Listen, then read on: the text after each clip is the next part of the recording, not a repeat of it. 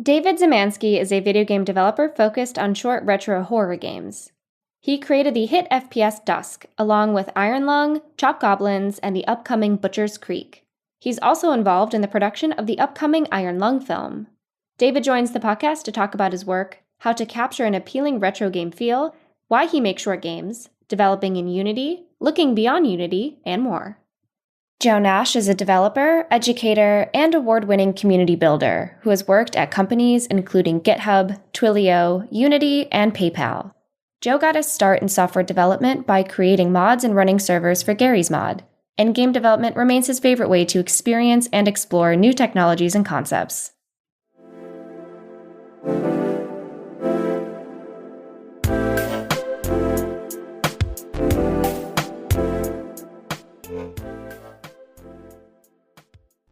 Welcome, David. Thanks so much for joining me today.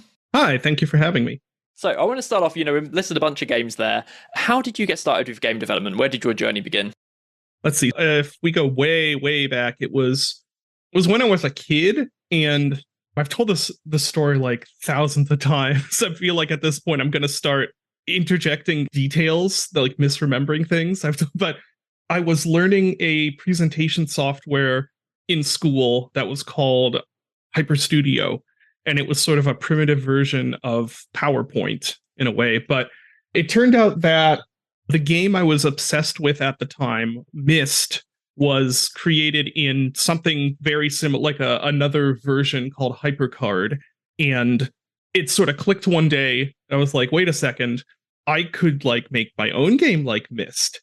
And that started this whole domino effect of after I tried doing that, then it was like, well, what else can I do? And then I learned Microsoft QBasic, which is super like not powerful programming language. So I spent years trying to make a first-person shooter with that and failing because, first of all, I'm not a good programmer, and second of all, it was Microsoft QBasic. And then it just kind of moved. I went to Game Maker for a little while, and then moved to Unity, which I'm probably going to be leaving now after Butcher's Creek. And yeah, so it was just sort of this domino effect from that moment of like, wait a second, I could do this. I never knew Myst was made in HyperCard. That's wild. Yeah, apparently, according to their like old making of video that came with one version of the game, I don't remember. Yeah, I only know of HyperCard from like this weird niche community of people who really like interactive programming environments. So it never occurred to me that like famous games were made in it. That's awesome. Yeah, and it's really funny because if you've ever used it before, you can clearly tell it was made in it. And even Riven, which was like high budget as far as I'm aware, it was still it was like HyperCard, and then they added in slide transitions for turning. I mean, this is totally off topic, but that's one of my games made in tools that aren't primarily for making games is like my favorite subgenre. It's such joy to it. Yeah. Well, it's awesome. Sorry for making tell a story you've told 1,000 times before, but no, that's not a problem. So, I mean, getting on to your games. So your games, span some genres. I think there's a lot of people know you for your horror games, but then also we've kind of got like, I guess, the boomer shooters to put like an inaccurate label on that side of things. Let's start with the horror. I think the most fascinating thing to me is the fact that they do consistently end up being single session for me, which the fact that you managed that was really impressive, I think. But why single session? Why do you favor short games for the horror genre? I'd say it isn't even just for the horror genre. It's like a fascination I've had, and the reasons for it have evolved over the years. But it's a consistent interest I have in like short games and, like you say, specifically like single session or one or two session games. And starting out with like the older horror games I made, which is getting on like a decade ago now, which I can't believe it's been that long. But I started out game dev as a career with, some short form, single session, narrative focused horror games. And at that time, my reasons were, let's see, I'm trying to think back now. I know one of my reasons for it was I didn't feel like I could sort of effectively execute on the sort of horror that I wanted to do if I was losing the player midway through and then they were coming back. And so that's a complicated way of saying it. But basically, I felt like it wouldn't be like effective to build up tension through basically just narrative mode, which is most of what happens in those games. It's basically just narrative. And I didn't think that I could build up tension and then have a payoff if they were leaving and coming back. Another more practical reason was that I didn't know how to make a good save system for a while. Actually, arguably, I still don't know how to make a good save system. And like I said earlier, I'm really not a very good programmer. My brain just doesn't work in a way that results in very good, clean, sort of standard code. So yeah, there was the practical element, and I think there were other reasons at that time, but I can't really remember that. Oh, another sort of practical element of I felt like, and I still feel like this also, it was better to, I like giving the analogy of rolling the dice, because no matter where you are in indie development, especially solo or very small team indie development, it's a dice roll, whether your game is going to do well, whether it's going to catch people's attention, or, and my philosophy has been, it's better to roll the dice a bunch of times than it is to roll the dice just once.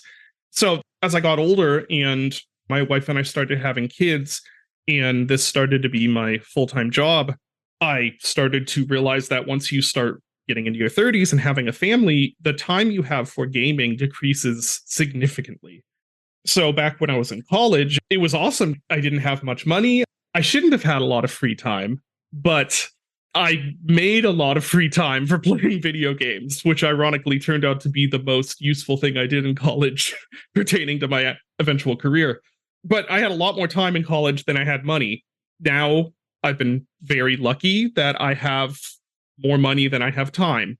So as a gamer, then I started to be like, I really value short games. Increasingly, it went from, I think there's a place for them, to now I will be more likely to buy a game if it's like, yeah, this is really short, because I don't have the attention span for long games, first of all. And now I don't even have the time for long games. I'm still trying to get my way through the Resident Evil 4 remake, which is like, and I did restart it, and there were other things happening. But the point is that, like, short games are really valuable for me, and I've always been of the opinion that I make stuff that I would want to play in a theoretical sense. Now, when I finish the game, I don't want to ever look at it again, usually.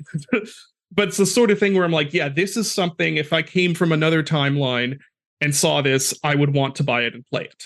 And so I do a lot of short games.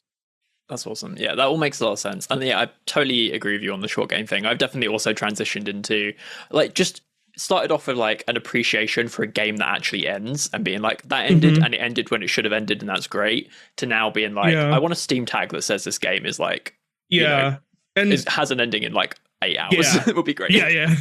And the other part of it also is that, like, I have absolutely nothing against long games. One of my favorite games is Elden Ring.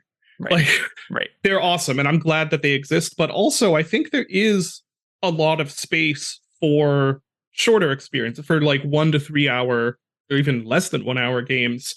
And if you look at just about any other storytelling medium, well, setting books aside, but if you look at like other mediums, like, you pay a certain price for going to a movie, and that movie, if it's over 2 hours long, that's considered a long movie. So it's definitely possible to make an experience that's memorable and that's valuable to somebody that doesn't have to be like 10 hours or more. And I hope that that's something, well, I think we are like moving in the direction of people being okay with that. I don't want that to ever become like something that pushes out long games, but I think that's an area that there's a lot of potential there for doing that sort of thing. Yeah, absolutely. Yeah, it's not that there should be an expectation all games are short, but that the hostility towards games that aren't infinitely replayable for the money you pay for them is like gone, right? Yeah, I'm very, very upfront, as much as I can be, on the Steam page of my games about how short they are, because I don't want to cheat anyone out of money. Like, I don't want anyone to feel like, oh man, I got ripped off for that. So like, if you are going to buy Iron Lung, and you feel like $7 is not, that's too much money for a game that's like an hour long, I don't want your money. Like, right. I want people and unfortunately I still get people who buy it and are like, wow, I feel ripped off. This is only an hour long, which sucks. But I try to do everything I can within my control to set the expectation up front. Like, these are short. They're meant to be short. I want everyone to know that they're short. That's a very good point, because Iron Lung is a lot of your games are very easily completable before the Steam refund window. Does that Every impact game you? I would say every game I've ever released, except for Dusk, can be maybe not Dusk 82, but aside from Dusk stuff, everything I've ever made can be played and refunded within the refund window. Yeah. I don't have refund rates that are anywhere crazy above the average. It usually happens that the more popular the game is, the higher the refund rate is. But that's also true of Dusk, which most people don't beat under the 2. Like, yeah, I'm not afraid of refunds at all. And I know some people have had problems with them, but I don't think it's the death sentence. I mean, at least in my case, it's not a death sentence. Like, half of what I've done, you can play in an hour, and it's not very replayable. And people still don't refund it. Some people do, but some people also pirate. Like, arguably, that's even easier than refunding. It's just how it is. Awesome.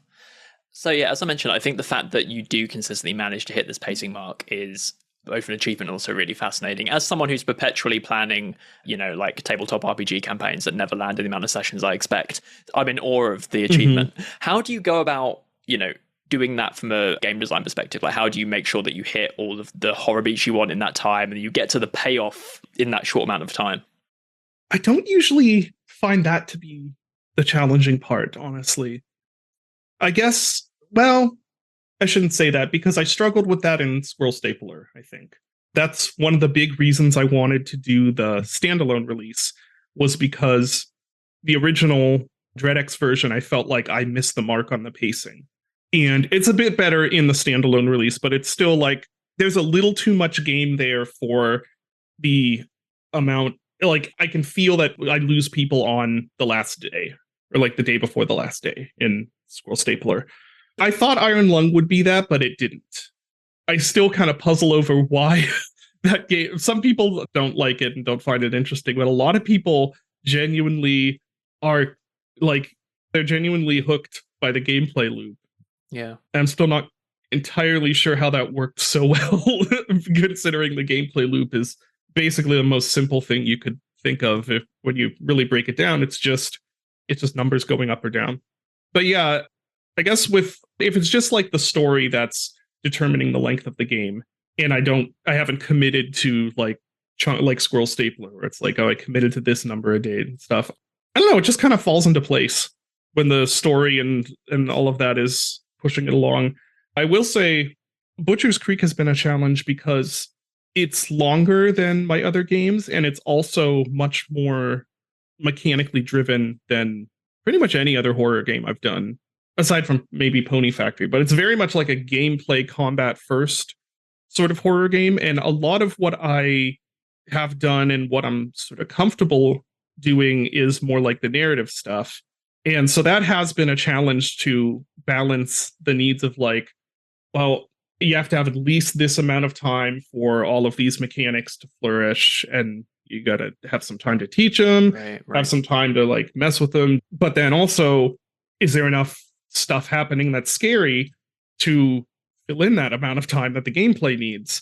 And what is going to be scary? That's another big question. Is like, what is going to be scary about this to people? Because the only thing that separates like Silent Hill and Doom is, I shouldn't say the only thing, but it's like, if you break those two games down, like Silent Hill and original Doom, if you break those two games down, they're very similar, but one of them is considered quite scary. The other one, nowadays, people don't really consider that scary. So yeah, I'm kind of going off on a tangent there, but started off being like, oh, I don't actually find that to be that much of a challenge, and then realized there are several games where that has been a challenge, and I guess I just kept... It's just innate now. Well, I don't know about that. I don't know if anything's really innate. Every new game is a new set of challenges in some way. Even when it's something it's like, oh, like Chop Goblins isn't that different than Dusk, but I was still having to learn and try stuff for the first time. But I guess it's just something you keep working at it and like examining it and being like, is this right? Is this right? Does this feel right? Well, if it doesn't feel right, what could be added or what could be taken away? So it's just a process of that. And yeah, and then you release it and you know if you did well or not. Well, speaking of the gameplay loop of Iron Lung, I find Iron Lung fascinating from user interface perspective. I don't know if user interface is the right word, in that, you have a first-person shooter character controller in what is essentially like a 10-foot long space, and you have a couple of buttons to press. Mm-hmm. I was really interested in the choice to have there be a character control in the first place, and it not just to be, you control these UI elements with, it's like WASD or whatever. Why did you go with that direction to have a character in that space? Couple reasons. Mostly, they all kind of relate to the feel. And I'd say I'm very driven by I've made games that are very narrative driven, and I've made games that are very gameplay driven. And to me, there's not that huge a difference between them, because in both cases, I'm thinking in terms of what's the experience the player's going through. So with Iron Lung, if you were just controlling the sub, or if you sat down in a chair and just used WADs to control the sub or things like that, I think you would lose all sense of there being a danger to a human character, if that makes sense.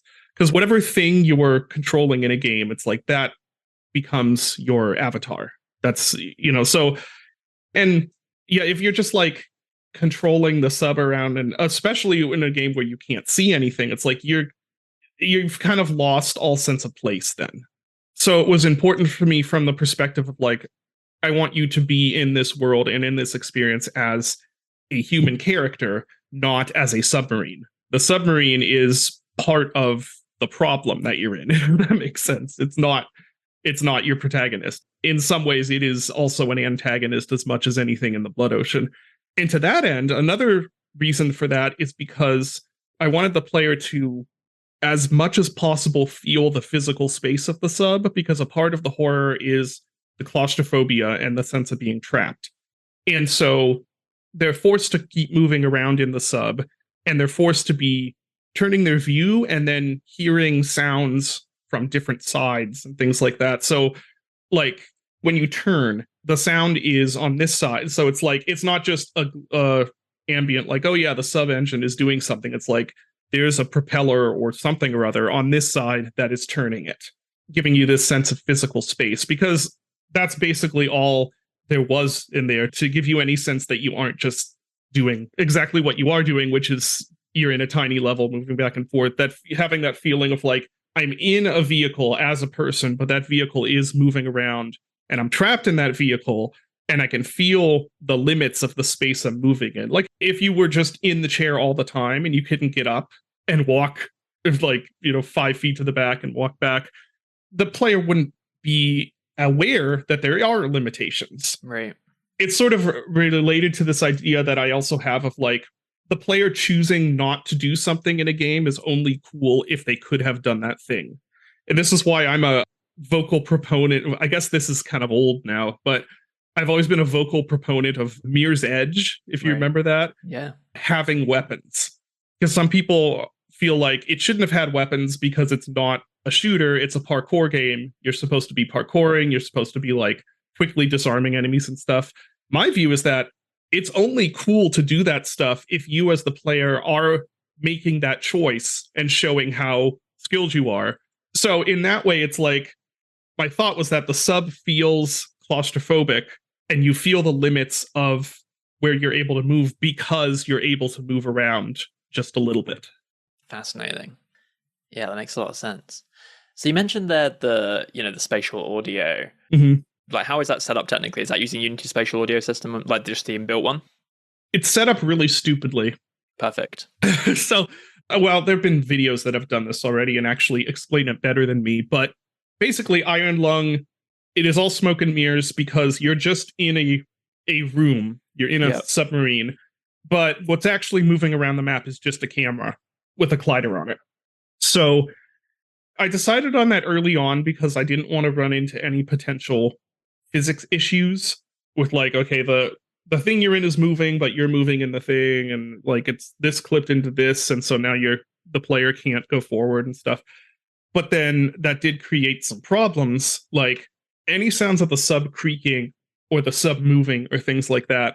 Those can all just be sound sources placed around the sub. That's what gets difficult is when it sounds in the environment because the player has the camera on it. The camera is the thing that hears noise. Right. And, the actual camera is like, I don't know, hundreds of Unity units away in this terrain going around. So I wrote a dumb little system that anything out in the actual world that makes noise is not an audio source. It's just this script that says, this thing makes noise. Here's the range it makes noise in. And then there's something else that finds all of those. I think, does it find all? And it places an audio source near the sub relative to where the fake audio source is in the terrain. Delicious. And yeah, that was about it. Like I said, any sounds to do with the sub, that was all really easy. It's just a bunch of audio sources placed around at different points. But then the environment, that's when it got different. Yeah, you perfectly answered my next question, which was I've always been interested in the extent to which like the world outside the sub does exist, and like whether it's actually a map and how it's all set up.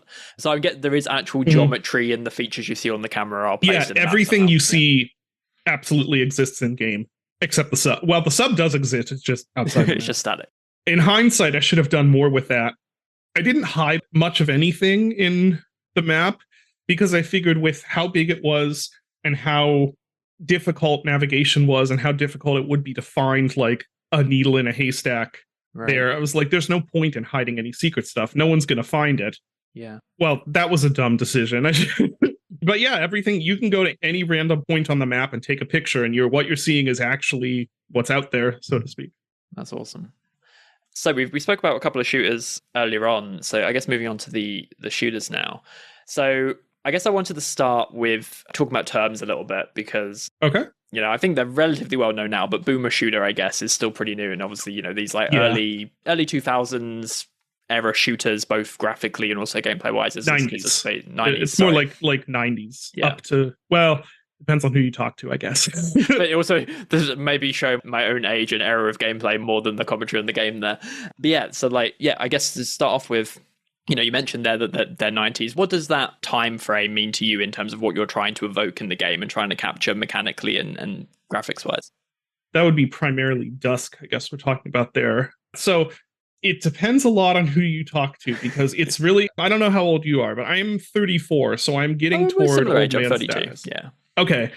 So I was not only alive, but I was a young adult when things like Halo, Halo 2, Doom 3, Half-Life 2. I was a young adult basically when those were the new games. And when people were, especially as it got into mid 2000s or mid to late 2000s, when people were talking like Halo 3 was the game that killed FPS games or like Halo was the series that's like, it ruined, it consolified everything, not like the good old PC shooters.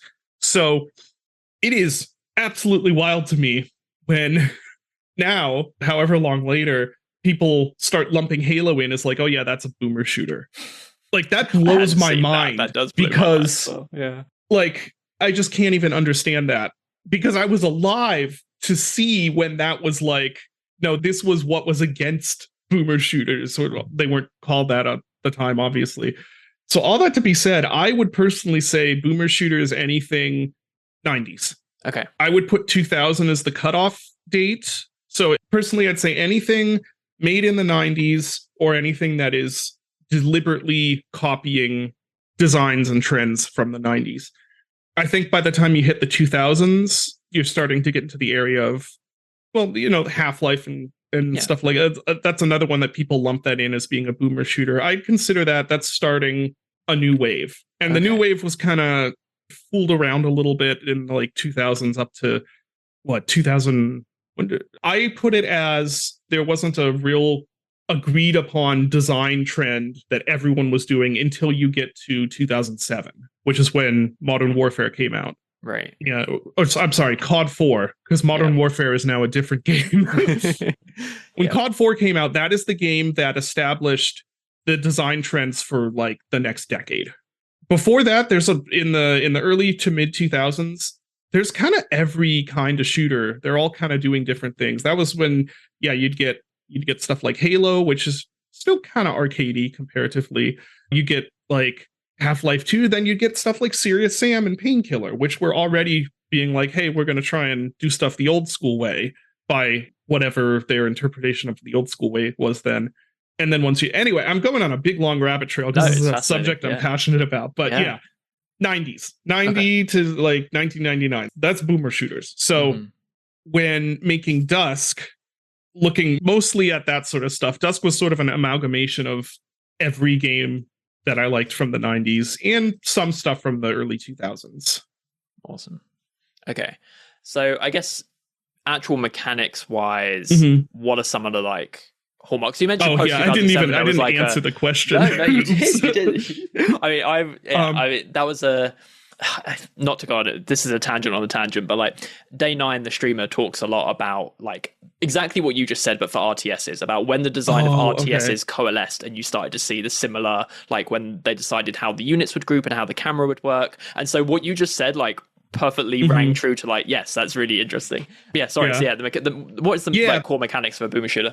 That's where things get a little dicey, especially now, because back when Dusk came out, I think it was a little easier to say, okay, boomer shooter is you have sort of mazy, sometimes looping, sometimes not, but sort of mazy levels that you're able to move through in sort of a free fashion. So you're not like moving through a hallway and then what you went through before just disappears and you can't get back to that. It's like, this is an area you can explore. You're usually finding key cards or some sort of equivalent thing to then backtrack back or loop back and open doors. And you'd have combat that was focused a lot on player movement. In the case of like Doom or Quake, that was player movement to dodge, to avoid projectiles and stuff like that. So it was sort of the go fast and dodge everything, no cover sort of idea. But most other ones around that time were actually very cover focused, like Blood, for instance, is a great example. But it was sort of rapidly moving between cover or rapidly coming out of cover, or like there was this element of player movement involved and speed involved. And let's see, other than I'd say that is a good general summary. But then now it's kind of different. Now it's more confusing because you have like Dusk. I consider Dusk very solidly like a boomer shooter throwback. But then there are a lot of other games that are like kind of riffing on stuff like Dusk, boomer shooters, but also bringing in newer elements or bringing in elements of like the arena single player shooters like Serious Sam or Painkiller. And you have games bringing in character action elements because of Ultra Kill and Doom Eternal, which then is like, those are now kind of their own separate sub genre. I just call those movement shooters. So now it's really confusing. I'm not sure exactly what, and it seems like it's down to each individual person what they think it means, because some people think it's all about the vibes. Right. It's like if something has that like over the top, crazy fast kill stuff vibe, and then it's a boomer shooter. And it gets really weird because now there's people who love boomer shooters but don't actually like games from the 90s. They're like, oh yeah, all this maze design and the backtracking stuff is really, it hasn't aged well. I'm like, well, that's the essence of it. The level design, the navigation, and then the combat is the glue that holds everything together. But yeah, it's weird to see. And I think it's, as the years go on, it's just going to get even weirder as there are more and more games that are called boomer shooters and they try more and more different things. And eventually I think it's going to evolve into something that isn't actually that close to games from the 90s, just because that's kind of how genres go. In the same way as like for a while survival horror was being applied to games like Amnesia or Outlast. It had nothing to do with the original genre. I guess stuff kind of has come back now. But yeah, genre terms of anything are really weird and are constantly evolving and changing just based on how the majority of people end up using them. Yeah, this is just making me think of roguelikes, and obviously like the current roguelike being nothing like Rogue, right? Like, yeah. That's the best example, actually, because yeah, for years that was a very specific type of game. And then Binding of Isaac came out and it became another type of game. And yeah, that's a great one. Great example. So obviously part of, aside from the level design, lots of these aspects, there's parts of it that come down to, look and feel and things that in the time they were created were very much informed by the technology and the tools accessible to the game developers. So one of the things I was wondering is like, do you face any challenges like making Unity make this type of game? Like getting the feel ever correct? Like, has that been a technical challenge in any way? For Dusk, it was. Okay. I learned a lot about how to make Unity do stuff that I wanted with Dusk. And I also learned a lot about like what stuff is actually important and what stuff is sort of missing the forest for the trees. For instance, I didn't like how Unity's lighting looked in Dusk. So I did all of this really hacky way of doing the lighting for dynamic objects in Dusk, which is that the material's emissive property is the lighting for stuff that moves around in Dusk. And that is just set by these objects that are created at runtime that are just, hey, there's a light here and here's the range and color of the light. And that's how stuff gets lit. And that's why at least in original release of Dusk, you would see stuff like, oh, this box is glowing purple. And that's because there's a purple light on the other side and it doesn't do any like ray, because I tried having it do performance wise, that just was not going to work. Having it actually do a raycast to figure out, can this light see me or not? So that was something where I felt it was really important. And I put a lot of time and effort into trying to make the lighting not look like modern lighting. Obviously, when it came around to do Chop Goblins, I no longer felt that way because that one, I baked the lighting, I put light probes all over, and it looks like Unity lighting. But the thing is, when Dusk came out, it was like one of only 2 or 3 games that were doing that. And one of those games was Strafe, which, if people remember, that wasn't received all that fondly. So I was kind of feeling around in the dark as far as like, what do people actually want and what is actually important to nail as far as authenticity? Some stuff ended up like just the look of textures, having that point filtered look, not going with Unity bitmaps. And that ended up being the path a lot of other people followed too. Or the posturized texture look, where it's like the textures look like they're made with a limited palette. A lot of other people did that also, but some other things, it turned out, people didn't really want. Like, a lot of Dusk's textures are a mix of like photo sourced and hand drawn and stuff like that. And part of that is because I was learning how to do textures as I went, but another part of it was also I was trying to emulate how Doom looked, or how Quake looked, where it's like sometimes there's a texture that you're like, oh, that is obviously hand drawn, and there's this other one that's obviously a photo. And like, I thought, because again, there wasn't really a lot of other examples to look toward as far as how do you make a retro throwback shooter. So I was just trying to do things as authentically as I could, because I was like, I don't know what parts of this are essential to the magic and what parts aren't. So in my case, there was a lot of just try to do it as close as I possibly can, and then run into a problem with Unity not wanting to do that, and then bang my head against the wall for a while and see if I can figure out a solution. Sometimes I couldn't. The one thing that I really wanted to do and couldn't figure out how to do was I wanted to do the flashlight similar to Half-Life or Deus Ex or like 90s games instead of. So, brief explanation, the flashlights they used in later 90s games like Half-Life was basically a sphere of light that would just get thrown out from your camera, and when it hit something, it was like, here, we're going to put a sphere of light here, and whatever that illuminates, that's why the beam doesn't get wider as it goes out in Half-Life. It's like a laser pointer, right? And the way it works in Unity is much more realistic, where you have it's like a spotlight, it gets wider and has fall off, and I didn't want that. I wanted to do something like Half-Life, and at the time I just couldn't figure out how to do it. Funnily enough, just recently, like last year, when I was messing with Godot, which I'm going to get back to as soon as I'm done with Butcher's Creek, I did that same flashlight system. Like, I figured out how to do that sort of with Godot, but that was a thing where it's like, does anyone care about that? No, probably just me. So my compromise for Dusk was that the flashlight cookie is really pixelated. So good compromise. Yeah. Yeah, fantastic. So, are there any? I guess you mentioned a couple of examples there, but like, is there anything that you really put a lot of time in that you just ultimately think no one cared about? Multiplayer. Really? Yeah.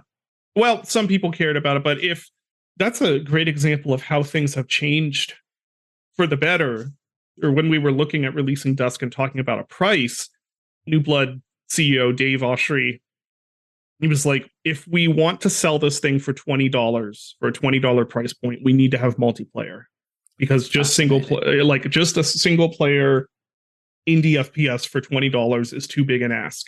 That has now changed. That's changed to the point where now if it's a game like Gloomwood or Ultra Kill or something like that, that's a $30 game easily without any multiplayer. And the multiplayer for Dusk was a huge headache, and barely anyone played it. And it was time and effort that I don't want to say it went to waste, because there's a little group of people that really got a lot of joy out of it, but I would not do over again for sure.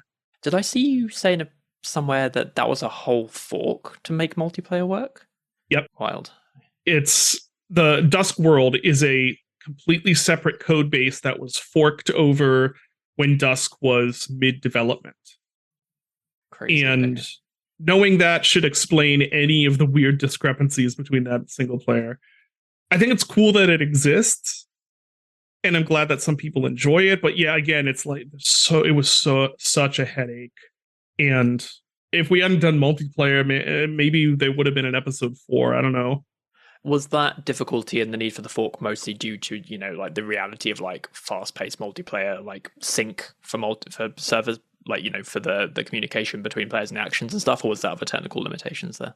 The main difficulty was that my code for Dusk was atrocious.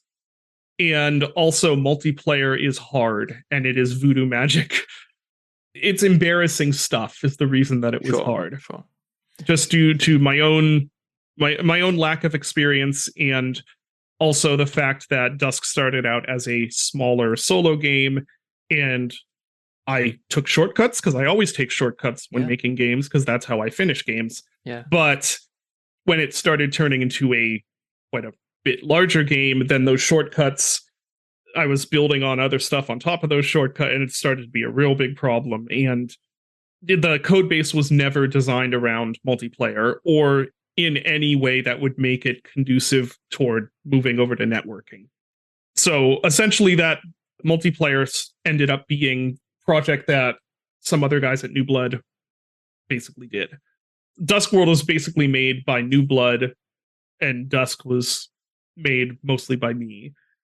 We ventured into the territory of a popular recurring segment here on the show, which is the freeing nature of game development, which is actually you can just write garbage code and it's mostly fine, because you will ship a game and it will never be relevant again. That is a feeling that many game developers we've spoken to have enjoyed. Yeah. It just, you start to have regrets when it does become relevant again. And I wish I could say that I had learned not to do that, but I absolutely did not, because there are at least 2 other games that started out as just like, let's just get this finished and throw it out there. And then I had to go back and maintain the code base and add to it, and hated myself. One of those was Dusk 82, which wasn't too bad. It's just I took some shortcuts in it because it was just a small little passion project, and I didn't think. And then it was then it turned into a little bit bigger. It was a New Blood release, a prequel game. So, but the main one is Iron Lung. So I never would have finished that game if I knew what was going to happen with it, because I would have just been paralyzed. Like if I had any knowledge of like, oh yeah, this is going to actually go pretty big, and become a and movie. Then there's going to be a movie, and then like all of this, I never would have been able to finish it. I would have been too scared. So it's good in a way that I didn't have any inkling of what was going to happen, but also there are some things in that game that are so unbelievably stupid. And then people are going through the code base and finding those things and putting them in YouTube videos that thousands and thousands of people are watching. Like the funniest one to me was, and this one, I even have less of an excuse for this, because I did this after the game had already gotten relatively popular. So I should have known better. And I knew people were going through the code, and I still did this, which is that the computer console at the back that was added, like the lower console, that is just named like Cube 3 or something like that. It's just the default Pro Builder prop. name. Yeah. Yeah. And some poor guy, I forget, some poor YouTube channel, they were trying to find, I forget why they were trying to find it, but it took them forever because they were like, what is this named? And it turned out it was just, they had to go through like every single object in the entire scene, which means basically in the entire game, and try and figure out which one of these is the computer terminal. And there's all sorts of dumb stuff like that in Iron Lung. Yeah. And I get why it's a pain for you having to maintain them, but I still think it's a very inspiring, encouraging, like hearing, seeing tales of success and then like looking under the cover and seeing that it's all like duct tape and glue, I think is very useful for the next generation. Yeah. Right? Well, I hope it is anyway. I will say, and I don't want this to be taken the wrong way, but I don't think I'm aware of any other solo indie developer who makes this their career and writes good code. Right. Usually, if you're someone who wants to have a good code base, often that means you're just not going to finish stuff to ship at the rate at which you kind of need to. I'm talking like really talented people too, and I talk to them. They're like, "Oh yeah, here's this really stupid thing I did to." Like, are you serious? You did that in this game? Like, this is a masterpiece, and under the hood, it's like that. That's just like that's all of us really. The good programmers, they go and work like New Blood and like doing studio games and stuff usually, or working on engine dev. Yeah. New Blood, like this one guy, he's just absolutely brilliant, like prodigy level coding guy, and then any of the programmers at New Blood actually are really incredible, and then they're having to go through my code and be like, David, what is this? This was a really funny one where they're for the SDK, because the New Blood is still working on the SDK for Dusk, which basically involves redoing most of the game, so it is actually conducive to an SDK. And he was like, I can't find the soap mesh. the model for the soap, where is it? And eventually we discovered that the reason he couldn't find it is because I had named the soap mesh Zope with a Z. And the only reason I had done that was because I thought it was funny. Again, as a solo indie dev, you need to entertain yourself as you go, right? It's important. There's a couple of materials that, for the part where, like, the ceiling in episode 2, where the ceiling opens up and it's this huge, like, buildings towering above you, to get all of the things around it to dynamically change their light level, those are a bunch of bespoke materials, and the prefix for those was lit AF. Again, just because I don't know, I was feeling stupid that day. It was like, this is funny. And then years later, so someone who actually knows what they're doing is having to deal with this code base. The code base has its own documentary evidence. I think it's an important time capsule. So I mean, this brings me to, I guess, like a topic that I wanted to talk about. So, as an indie dev, you are enormously prolific. Like, you put out, these games so quickly. And at the same time, I mean, I don't know the full timeline of this, but like, you're putting out your own solo games whilst also working on like Gloomwood, rather. And also working on, Butcher's Creek has been going on for a while now, and there's other collaborative projects. So I guess, first of all, my first question is, how, as, an indie dev with this working style, do you find working on those larger collaborative projects? And then how are you juggling all these projects at once?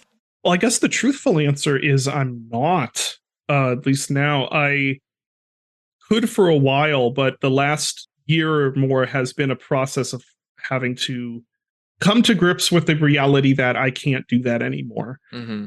So in the years past, it was just obsession. It was just that's the only way I was able to juggle all of that, because I was letting things slip in other areas of my life and kind of not being present for my family as much as I should be, not dealing with actual real life adult tasks like I should be, things like that. So the answer then with like Dusk and the years following Dusk was, it's because I sacrificed other things, not because I was very good at juggling stuff. Now I have 3 kids, and when I started with Dusk, I had no kids. So the more children you have, the less time you have. And I've actually, like, I'm not a very big active part of Gloomwood anymore in terms of the actual development. Like I'm still involved with the game.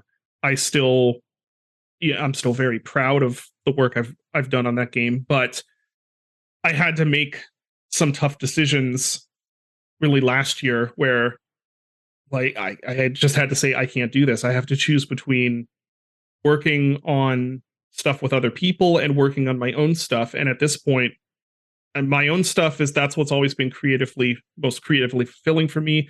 And at this point, that's honestly what is the most practical and what's the best decision to do, because that's what's actually like making money for me. So I guess the answer to your question is now I'm at the point where I really can't do that. And so I've decided to focus in more on my solo stuff. And I'm still trying to figure out how to keep a good pace on that stuff without here's the harsh truth. Generally, the way that you are going, if it's someone in a creative field and it's like, oh, they've been very prolific and successful, how did they do that? The answer is accepting being unhealthy, working in an unhealthy way. There's a certain degree of that you just have to have. And I think having a healthy work-life balance is really more about determining what level of sacrifice are you willing to accept. And I don't mean that in terms of like, push as hard as you can to sacrifice as much as it can. I mean that in terms of like, so working with Mark on the movie has been really just fascinating and inspiring and teaching in a lot of different ways, because that guy is the hardest working creative person I have ever met. And when I say that, you have to understand that I'm comparing him with other people who are also incredibly obsessive. And so the level of time, effort, and like that he puts into things is insane and kind of unobtainable for a lot of us. Yeah. And that's because there's just about everything in his life he is willing to sacrifice and put that time and energy toward creative stuff.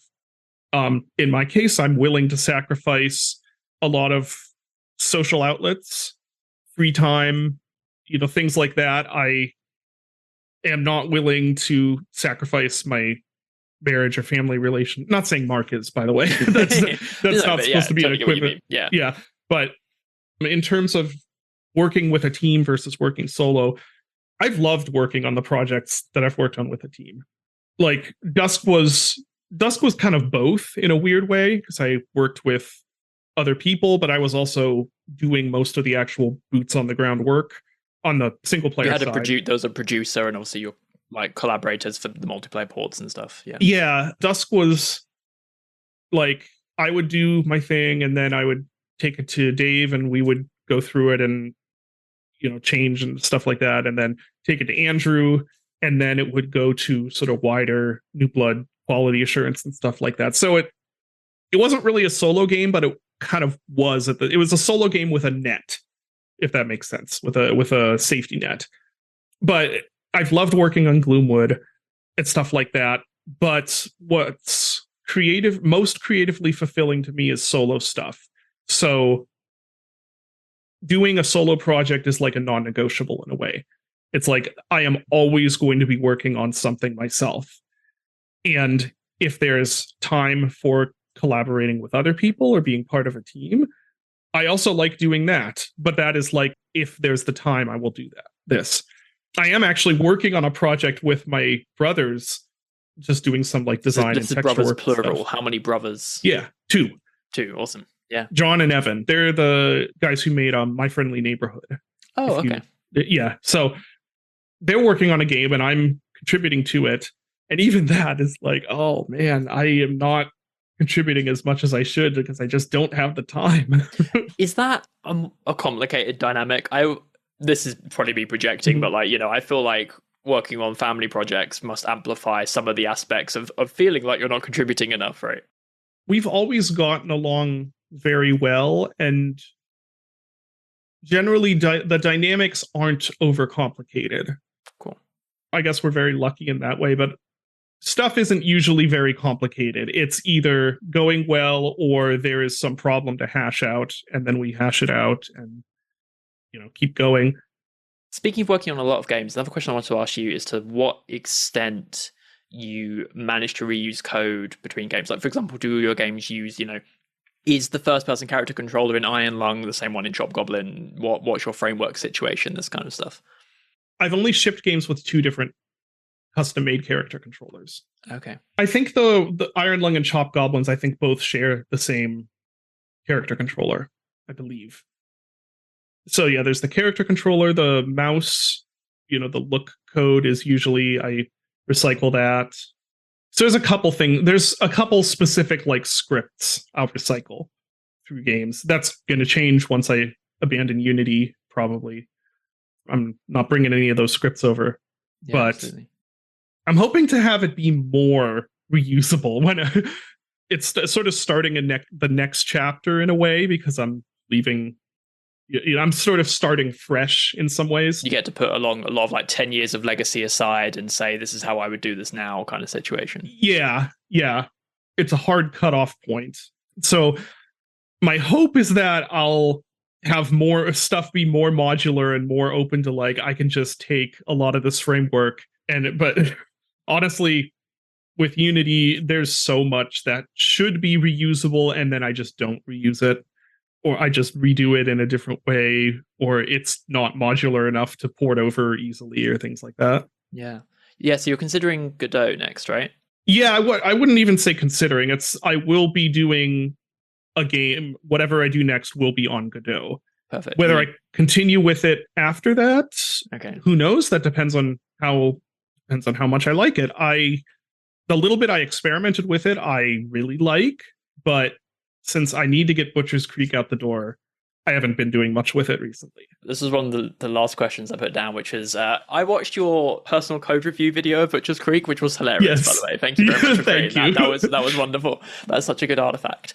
And I kind of get the impression, I mean, mostly because of that video, but other things you've said in your Butcher's Creek updates, that like, in some ways, Butcher's Creek is a little bit of your white whale, that like it's taken a long time, you've come back to it a lot, you're having feelings about it and that development process. What is going on with how has this happened with Butcher's Creek? Oh man, it's so dumb because from the outside, I think it would look like this is like a culmination of things. This is like a big, complex, really deeply felt artistic statement that's taken years to come to fruition. The reality of it is it's just like it's taken this long because it's a mess. And there have been like, I don't even know how many times at this point where I've said, I am just abandoning this. This is just not going to be finished. This was lost. What is that fallacy? Sunk cost. Yeah. It's like, I just need to leave this and go.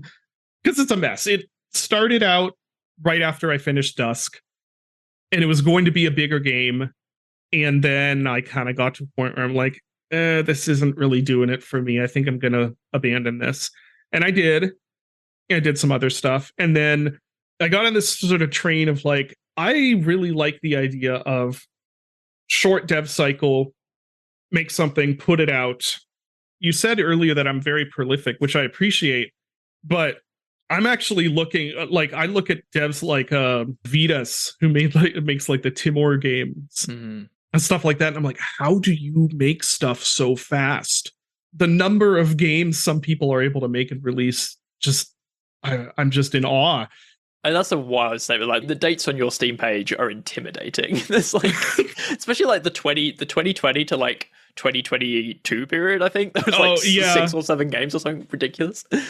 Yeah, I guess that's true. They're short. You're right. I have released a lot of games in a relatively short, but I always feel like it's not enough. That's the crazy part.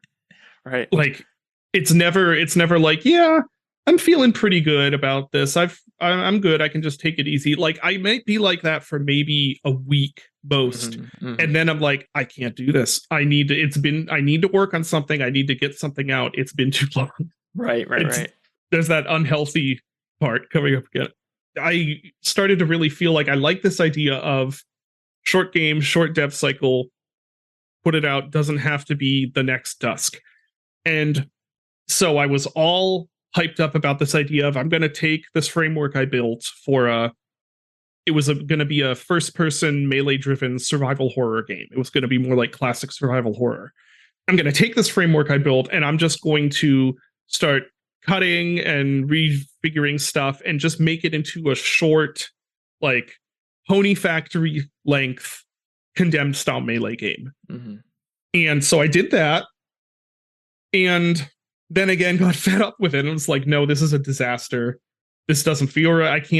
I'm not good enough to be able to do this to the level that I think a Condemned spiritual successor deserves. So I abandoned it again.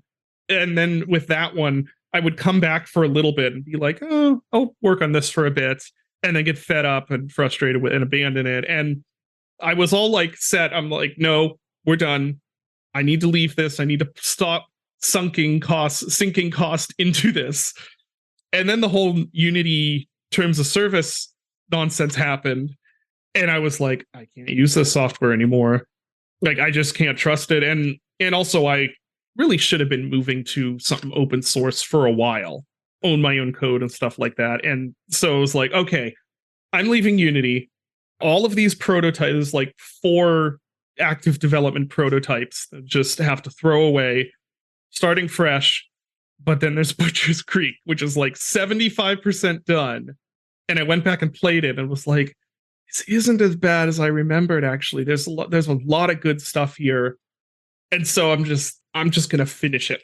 I'm gonna go back to doing the cut and rejigger everything just to get something finished that I can release. And that will be the last thing I do in Unity. And then, like, now people are actually kind of hyped for it. Yeah. And I'm scared because, like, what people have to understand is this is not the summation of my career thus far. This is like a problem project that has been a problem for, I don't know, like 5 years at this point or something like that. Maybe more like 4 years. I think you said 5.5 in the code review video. Yeah. Is that long? I have to think. Oh, wow. It would be that long. Right. Oh, my gosh. I can't believe how long it's been. Yeah. I'm hoping people like it. I still feel like, man, if my platonic ideal Condemned spiritual successor in my head would be so much better than what I'm actually able to make. But the perfect idea you have in your head is worth nothing. Right. Because it's the easiest thing in the world for someone to have a good idea. The thing that's worth it is whatever is actually done and shipped, which none of the games that I have finished and shipped have been as good as I thought they were going to be when I came up with the idea. But they're out there. Yeah. Yeah, absolutely. I think that is a wonderful note to end what has been a journey into indie game development on. The best game is the one that ships. Mm-hmm. One last question I did want to ask you as a closer. Sure. You mentioned in another interview, I think, and you've said it towards the beginning here as well today, that you don't consider yourself a very good programmer, but in particular the phrase you used, which I loved, was you're good at band-aiding. So I wanted to ask, do you have a particular band-aid that you're particularly proud of or remember fondly, just like an absolute hack that you're like, that was ridiculous, but like it did the job, and it's a load-bearing piece of duct tape, and I love it? Oh, let's see. There's so many, because that is one thing that I pride myself on a little bit. That I am very good at seeing. Okay, here's the situation. What is the simplest, hackiest way to get around this? Yeah. And sometimes that's really useful. Other times it puts you in a bad position later down the road. But I mean, I do it anyway. I don't know if this is the best one, but the first one that comes to mind is Unity, stupidly, does not have consistent runtime IDs for objects. Mm-hmm. So that becomes a problem when you're making a save system. You're like, so this object is at this position and has this. How do I know what object in the game to apply that to? My solution to that problem was to take the in-engine name of the object and then append onto that as a string the entirety of that object's transform. And that was the unique ID for each. Perfect. So what the ID ends up being something like game object parentheses 20, and then just a bunch of crazy numbers, because it's literally taking like whatever Unity I think it's like transform.string or something. So it's giving like the position and rotation and scale, and that's its ID. And it's a really hacky way of doing that, but it actually works. And I've used that in a couple of other games, and it only becomes a problem if you have similar objects that have to be at the same position, which isn't usually something that comes up. Fascinating. In what basis are the runtime IDs inconsistent? You mean between runs or within a context of a single game?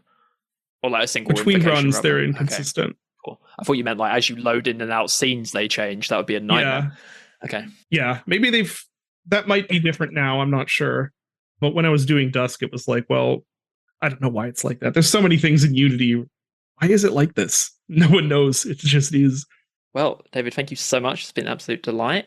Where is the best place for people to follow if they've been interested in hearing, Butcher's Creek is coming up and the journey you've had on it? Where's the best place for people to follow the news? That's a good question now, because it used to be Twitter, but I've been kind of moving away from Twitter just for a variety of reasons. So now I guess we're in a transition period, but I guess the best place would be YouTube, which is @DuskDev. Other than that, I do stream on Twitch usually every week, although that's not really game dev stuff, which is Squirrel Szymanski, my Twitch name. And that's what I got for now, yeah. Perfect. Those are probably the best places. Oh, I should mention, Steam Creator is actually probably, my Steam Creator page is actually the best place, which is, yeah, if you click my name on any of my games, it goes to my Steam Creator page. That would be the best place. Then you can see when everything releases. Awesome. Cool. Well, I hope you enjoy the rest of your day. Thank you for joining us today. Yeah, thank you.